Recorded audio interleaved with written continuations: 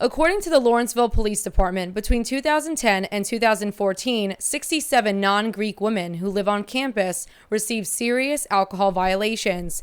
That's 2.9% of all non-Greek resident women. They also found 7 incidents involved Greek women. That's 3.02% of all Greek women. These per capita calculations indicate that roughly the same percent of Greek and non-Greek women were involved in serious liquor law violations. However, reputations on campus seem to promote the idea that Greeks drink more than non-Greeks. Before I joined Greek life, I definitely thought that sororities partied more. I was under the impression that that was really all they did. After joining a Greek life organization, I think that Greek students definitely drink the same amount as non-Greek undergrad students, especially because we're involved in different things with our philanthropy, also doing things in the community with community service, and as well as all these other meetings that we're supposed to hold for our headquarters. I think that we party kind of the same. Now that I'm in Greek life, I think that definitely Greek women have higher standards for when they go out. There's a lot more safety that's involved. According to Keith Kimo, the director of the Office of Community Standards at Rider University, the amount of security in all campus dorms and buildings is exactly the same. I do not think that there's increased security in Greek buildings. I think that we have about the same amount because I understand every single building has the same amount of rounds. I just think that when rounds do go through the Greek buildings, that maybe things that are let go in other houses are not let go here. So for example, if there's a lot of noise coming from a room in another dorm, people might just think that someone's just having a good time with their friends playing video games, whereas here they might assume different things aren't actually happening. It's just different, I think, because our rounds are more frequent, but we don't have as many RDs or RAs in the building. Although security is said to be the same in all buildings, some Greeks have mixed opinions as to whether or not that is actually true. I would say from my personal experience that I am treated the same as other Greeks in my classes, but other people say they're not. So I don't know if it's in different majors, in different departments that they think of Greek life as different, but in the communications department, I do not get treated differently for my letters. I know some teachers kind of, because I'm a science major, give me kind of a look when I'm wearing letters, so yeah, we're definitely not treated the same. I feel, in a sense, straightforward.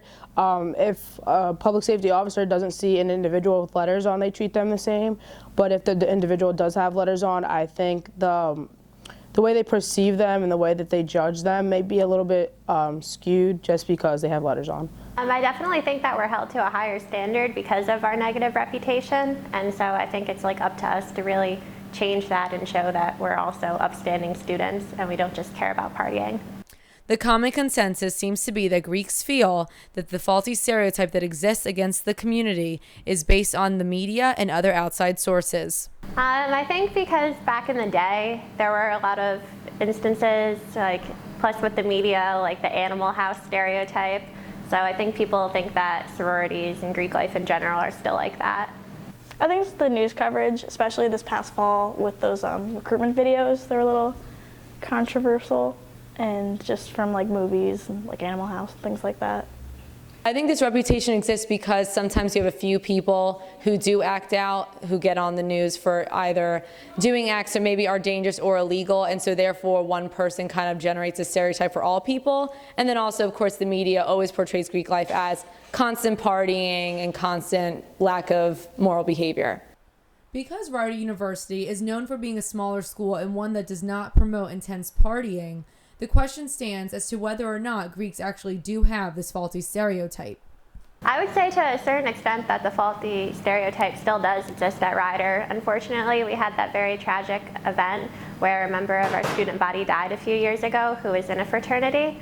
And so I think that we have to work even harder so that people know that there's much more to us than just partying. I think at larger schools where a lot more incidences happen or more parties happen where people can get sick or be harmed, that definitely there's probably some media protection. But here at Rider, because we don't have a lot of off-campus houses, there's not as much to hide or regulate. So I don't think that exists here at Rider. I don't think the reputation is as heavily negative at Rider, but I do believe that people who aren't a part of Greek life do just think about the stereotypes because they don't know the individuals within organizations. I think that bad reputation exists with some people at Rider. I would not say every organization or every individual in an organization holds those faulty stereotypes.